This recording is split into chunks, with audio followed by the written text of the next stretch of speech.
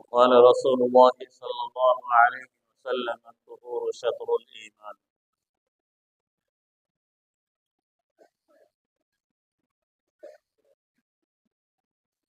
اللہ تعالیٰ قرآن پاک میں ارشاد فرماتا ہے کہ اے ایمان والو، جب تم نماز کا ارادہ کرو تو اپنے چہروں کو دھو لیا کرو اور دونوں ہاتھوں کو کہنیوں تک دھو لیا کرو اور اپنے سروں کا مسح کر لیا کرو اور اپنے دونوں پیروں کو ٹخنوں تک دھو لیا کرو۔ یہ اللہ تعالی نے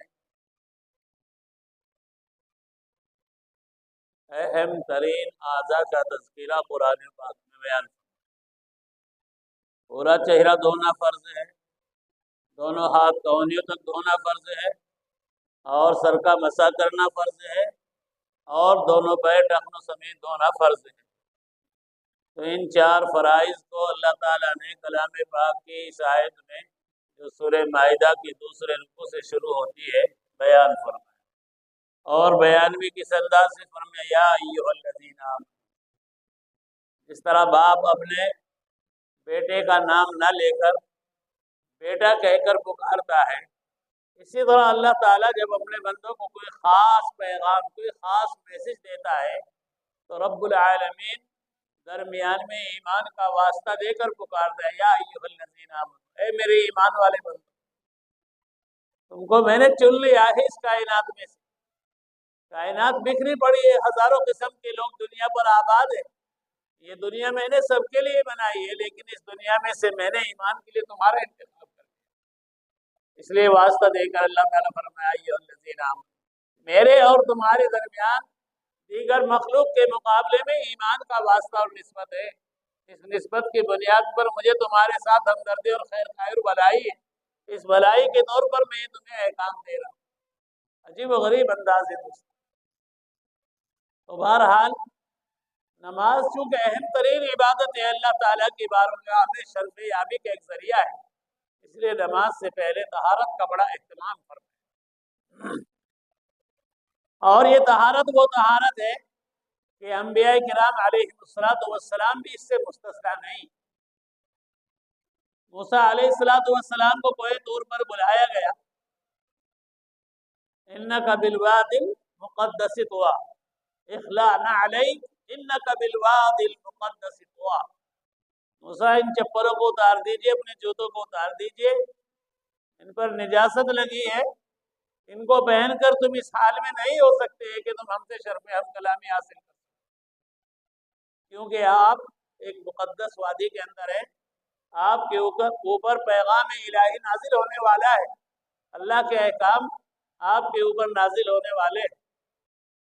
موسیٰ علیہ السلام نے مسواک فرما لی تو 10 دن کا اور اضافہ کر دیا کہ روزے کی یہ بو ہماری نظر میں بہت زیادہ محبوب اور پسندیدہ اور قابل عمل ہے، اس لیے فتم میقات 40 لیلہ، اللہ تعالیٰ نے 40 رات مکمل کر دی، تو بڑھا دی۔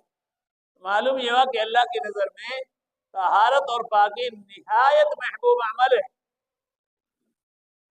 آج تو دنیا والے اسلام کے ایک ایک حکم کے تعلق سے ریزن پوچھتے ہیں، علت پوچھتے ہیں، حکمت اور مصلحت پوچھتے ہیں، حالانکہ یہ حقیقت ہے کہ اسلام کا کوئی ایک حکم بھی حکمت اور مصلحت اور علتوں سے، ریزن سے خالی نہیں ہے۔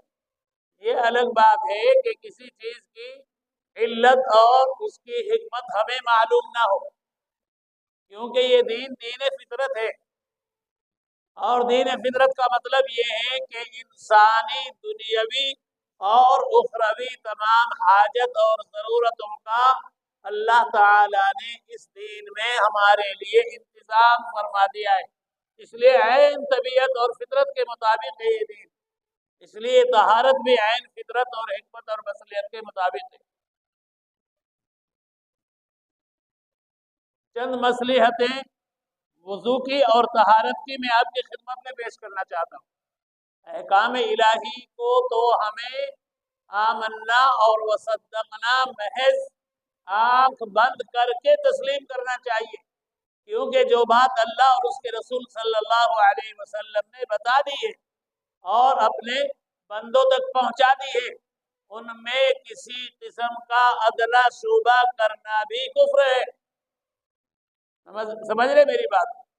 اللہ نے جو احکام قرآن اور سنت کے ذریعے امت تک پہنچا دیے ہیں، وہ احکام ہماری عقل قبول کرے نہ کرے، بس ان کو تسلیم کرنا ہی دین اور ایمان ہے۔ میں نے عرض کیا تھا کہ علامہ اقبال نے ایک مرتبہ ایک مباحثے میں یہ فرمایا تھا، جب ان سے پوچھا کہ تمہارے پاس اللہ کے وجود کی دلیل کیا ہے، فرمایا کہ سب سے بڑی دلیل یہ ہے کہ میں بغیر دلیل کے اللہ کو ایک مانتا ہوں، میں بغیر کسی دلیل کے اللہ کو ایک مانتا ہوں، یہ سب سے بڑی دلیل ہے۔ اس لیے کہ اللہ تعالیٰ کے لیے کوئی دلیل ہو ہی نہیں سکتی۔ اللہ تعالیٰ کی حقیقت اور اس کی کیفیت کو کوئی اس محدود عقل کے ذریعے معلوم کر ہی نہیں سکتا، میری عقل میں نہیں آ رہا ہے اللہ کا وجود، بس یہی اللہ کے ایک ہونے کی دلیل ہے۔ میں نے وہ شعر پڑھا تھا کہ تو دل میں تو آتا ہے سمجھ میں نہیں آتا، بس جان گیا میں تیری پہچان یہی ہے۔ تو بہرحال اللہ تعالیٰ نے تمام اسلامی احکام میں زبردست علت اور حکمت اور مصلحت اور ریزن رکھے ہیں۔ تو چند چیزیں میں آپ کی خدمت میں پیش کر دیتا ہوں۔ پہلی علت وضو کی اور طہارت کی یہ ہے کہ اس سے انسان کی سستی اور غفلت دور ہوتی ہے۔ انسان دن بھر کام کاج میں لگا رہتا ہے، اعضاء اور جوارے اس کے مصروف اور مشغول رہتے ہیں، انسان کے بدن کے اندر ایک طرح کی کاہلی اور سستی پیدا ہو جاتی ہے۔ اس سستی اور غفلت کو دور کرنے کے لیے اللہ تعالیٰ نے بندوں کے لیے وضو کو مشروع کر دیا۔ بات سمجھ میں آ رہی؟ اللہ تعالیٰ نے سستی اور غفلت کے لیے اللہ کی بارگاہ میں فریش ہو کر چاق و چوبند ہو کر عبادت کرنے کے لیے طہارت اور وضو کو مشروع فرمایا۔ وَلَا يَأْتُونَ الصَّلَاةَ إِلَّا وَهُمْ كُسَالَىٰ، منافقین کا حال قرآن کریم میں بیان فرمایا کہ وہ نماز ادا تو کرتے ہیں لیکن نہایت سستی اور غفلت کے عالم میں، نہ دل و دماغ حاضر ہے، نہ جسم کے اعضاء سلامت ہے، نہ ان کے اندر نشاط اور بشاشت ہے، اس حالت میں وہ نماز کے لیے کھڑے ہوتے ہیں۔ تو اللہ تعالیٰ کو ایسی نماز پسند نہیں ہے، قبول نہیں۔ اس لیے بندہ مومنین کی نماز کو قبول کرنے کے لیے ان کے اندر ایک طرح کی قوت، ایک طرح کی نشاط، ایک طرح کی چستی، ایک طرح کی پھرتی کو قائم کر دیا گیا ہے تاکہ یہ فریش ہو کر رب العالمین کی بارگاہ میں حاضر۔ حفظ ما تقدم، جب انسان اس فضا کے اندر رہتا ہے اور اس کے اعضاء کھلے ہوئے رہتے ہیں تو ان اعضاء کے اوپر کچھ خارجی اور کچھ داخلی جراثیم لگتے ہیں۔ انسان کے جسم سے اس کے سانس کے ذریعے اندر سے کچھ جراثیم باہر نکلتے ہیں اور کچھ فضا کے اندر مسموم جراثیم ہوتے ہیں جو انسان کے چہرے پر، اس کے ہاتھوں پر، اس کے قدموں پر، اس کے کھلے ہوئے اعضاء پر لگ جاتے ہیں، اور خاص طور سے منہ اور ناک، جس سے انسان 24 گھنٹے سانس لیتا رہتا ہے، کوئی چیز اندر سے باہر آ رہی ہے، کوئی چیز باہر سے اندر جا رہی ہے۔ یہ الگ بات ہے کہ ہماری آنکھیں کو نہیں دیکھ پاتی، لیکن آج مائکرو اسکوپ کے ذریعے اور سائنسی آلات کے ذریعے ان تمام چیزوں کا وجود مسلم ہے، سب نے اس کو تسلیم کر لیا ہے۔ اس لیے حفظ ما تقدم کے طور پر انسان کو وضو کرنے کا 5 وقت اپنے اعضاء کو دھونے کا وضو کے نام پر حکم دیا گیا ہے تاکہ یہ صحت مند رہے، اس کی صحت متاثر نہ ہو اندرونی اور بیرونی جراثیم اور جرمز کے ذریعے۔